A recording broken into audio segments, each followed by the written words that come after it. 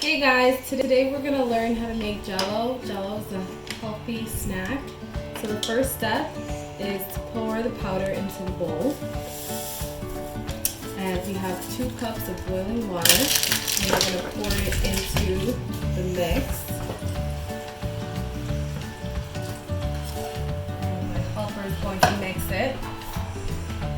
Mix.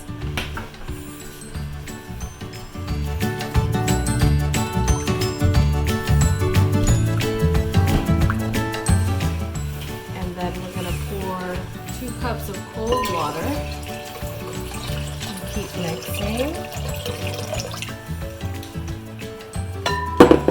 And then we're going to pour them, we're going to split it up into tiny little bowls just to make it so that it's ready faster.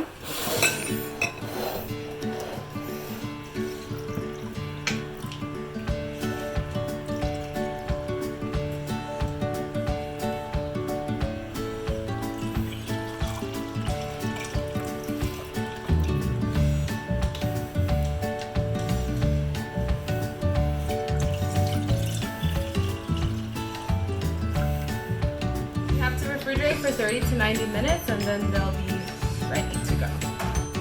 The Jello's all ready. Dig in!